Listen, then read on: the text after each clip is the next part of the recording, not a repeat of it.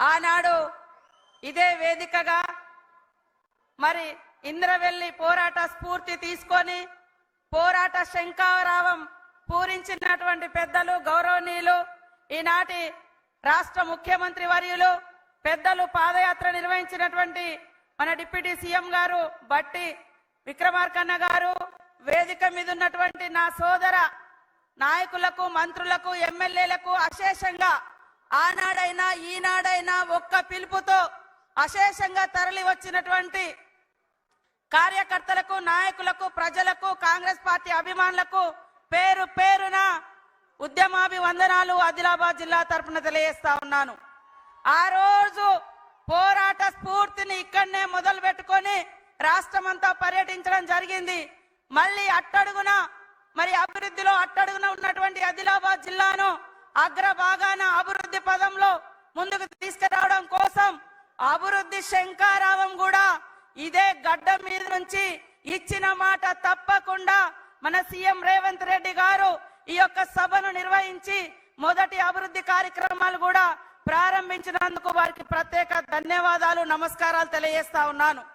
ఈరోజు అనేక సమస్యలు, మంచినీళ్లు లేవు, రోడ్లు లేవు, అంగన్వాడీ లేవు, కరెంటు లేదు, అనేక సమస్యలతో కునారిల్లుతున్నటువంటి ఈ జిల్లాకు మరి మేమున్నామనే ఒక భరోసానిస్తూ కోట్లాది రూపాయలతో ఈ రోజు అభివృద్ధి కార్యక్రమాలకు కూడా శంకుస్థాపన చేయడం జరిగింది.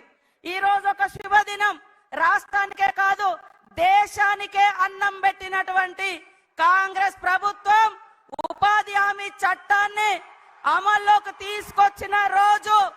ఈ ఉపాధి హామీ చట్టం అమ్మ సోనియమ్మ గారు, మన్మోహన్ సింగ్ గారు మరి ఆ రోజు కాంగ్రెస్ ప్రభుత్వంలో ఉపాధి హామీ చట్టాన్ని అమల్లోకి తీసుకొచ్చి లక్షలాది మంది పేదలకు, కోట్లాది మంది పేదలకు కూడు గూడు దొరికే విధంగా ఇవాళ ఊళ్ళల్లో సీసీ రోడ్లైనా, శ్మశాన వాటికలైనా, క్రీడా ప్రాంగణాలైనా, రైతు వేదికలైనా మరి పేదలకు రోజు సంవత్సరంలో 100 రోజుల పనైనా కల్పించడానికి చట్టం తెచ్చినటువంటి సృష్టికర్తలు తెలంగాణ తల్లి సోనియమ్మ.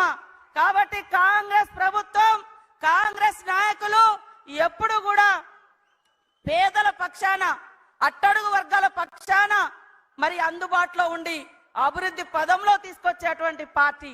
100 రోజుల ఉపాధి హామీ చట్టమే కాదు, అటవీ హక్కుల చట్టం గాని, ఆహార భద్రత చట్టం గాని, విద్యా హక్కు చట్టం గాని, సమాచార హక్కు చట్టం గాని అనేక హక్కులు కల్పించినటువంటి పార్టీ కాంగ్రెస్ పార్టీ.